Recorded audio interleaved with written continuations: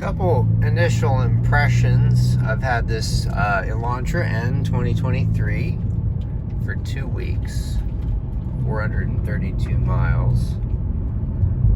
Notice when I drive through the cinders, you can hear them very strongly in the fender wells. So it's like there's first of all that they're sticking to the tires, and there's not a whole lot of I guess insulation there. I've never heard it quite that loud on any other car, including even my my Versas. But that's just a minor nit. One thing a lot of the other people who have these have pointed out is the traction can be hard to come by. Let me just do a little brief.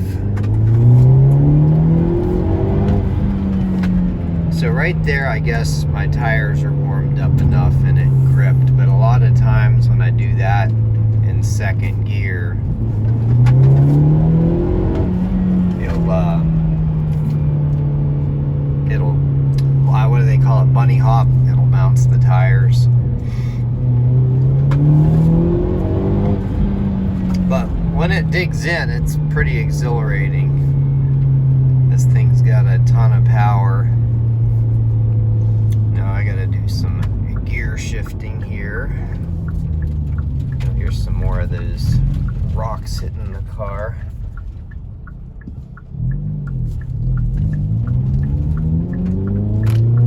I'm rather low on fuel, so I've gotta go deal with that.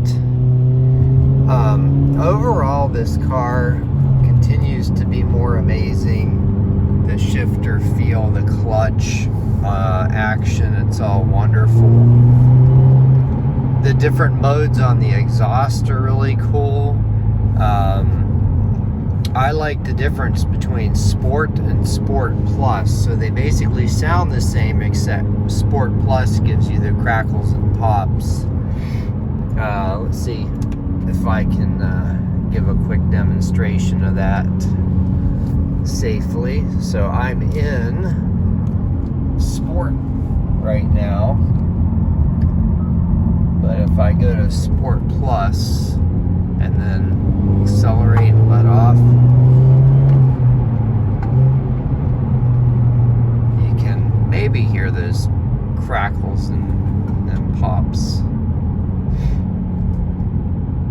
Oh, it looks like the instrument cluster is flashed a little bit. I guess it depends on the lighting or whatever and the frame rates. So yeah, there's actually a lot of it seems like cars like this attract a lot of reviewers and commenters on there. I'm trying to think of things that I haven't heard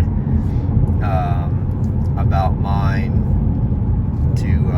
to tell. I think it's an amazing bargain for the money, considering what you get. Some of the cooler things that it comes with are seats that are Alcantara and leather. They're very comfortable. They're kind of sporty, but they're very comfortable, surprisingly so. It comes with dual zone climate control. You can change the ambient lighting colors. It has a Bose stereo system that's actually pretty good. I believe there's a sub in the rear, but it seems like most of the bass comes from the front speakers. You can control the steering feel. I leave it in Sport Plus. It really tightens it up, but it's just got a great feel. And the adaptive suspension is basically, it feels like the Adaptive M suspension in the BMW M340i that I test drove.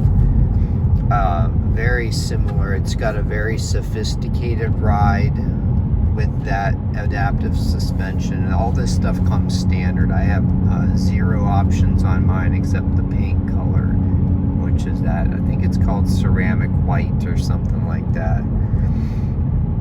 But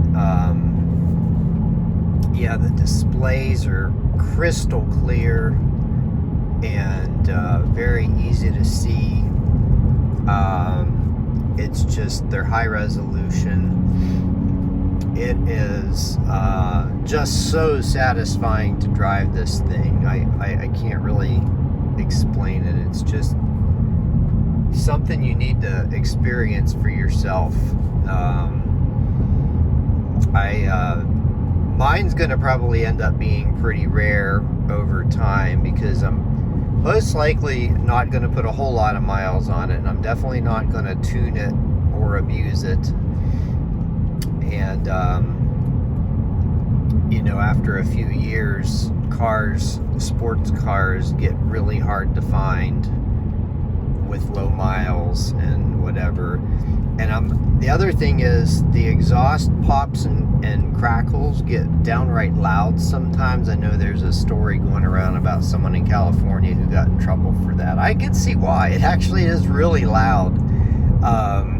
And I wouldn't be surprised if at some point Hyundai nerfs that.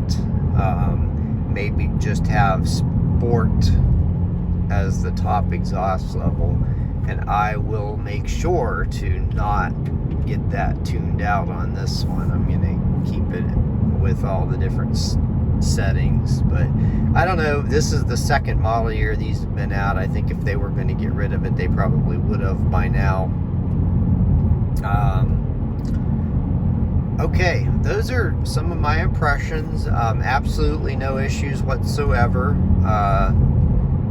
And it seems like the reliability that I've seen about these online has been pretty good. Well, except when people mod them, at least with the manual transmissions. I know there were some issues with some pump in the automatic transmission, but I opted for the manual. That is has always been my preference. That's what I grew up on, is manuals. This is actually the only manual that I have right now. Okay. I can't think of anything else at the moment. If anybody has any questions about my experience with this car so far, it's brief. It's only been a couple weeks, but happy to answer.